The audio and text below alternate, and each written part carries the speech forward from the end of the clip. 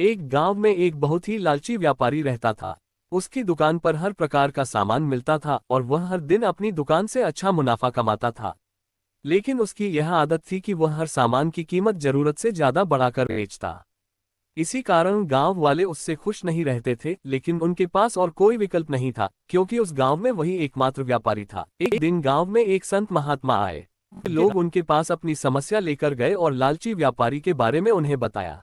संत ने सोचा कि वे इस व्यापारी को एक सीख देंगे। संत महात्मा व्यापारी की दुकान पर पहुंचे और बोले, मुझे एक बोरी चावल चाहिए, लेकिन मेरी हालत ठीक नहीं है, क्या तुम थोड़ी रियायत करोगे? व्यापारी ने तुरंत जवाब दिया, यहाँ कोई रियायत नहीं मिलती, हर चीज का दाम तय है। महात्मा ने सोचा और एक योजना बनाई। उन्होंने व्यापारी से कहा, तुम्हारे पास तो बहुत धन है, लेकिन क्या तुम इसे अगले जन्म में भी अपने साथ ले जा सकते हो?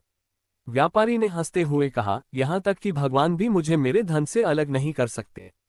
संत ने व्यापारी को एक बर्तन दिया और कहा, इस बर्तन में जितना भी धन डालोगे, यह अगले जन्म में तुम्हारे लिए सुरक्षित रहेगा। व्यापारी खुश हो गया और उसने बर्तन में सिक्के डालने शुरू कर दिए। परंतु बर्तन कभी नहीं भरता था। व्यापारी ने अपनी सारी संपत्ति उसमें डाल दी, लेकिन बर्तन खाली रहा। आखिर में संत ने कहा, ये बर्तन तुम्हारे लालच का प्रतीक है।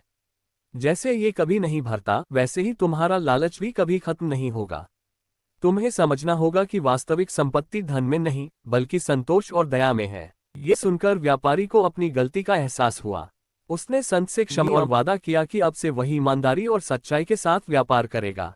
धीरे धीरे गांव वालों का विश्वास उस पर फिर से बन गया और सभी उससे प्रसन्न रहने लगे। सीख: लालच कभी भी संतुष्टि नहीं दे सकता, असली संपत्ति संतोष और सच्चाई में होती है।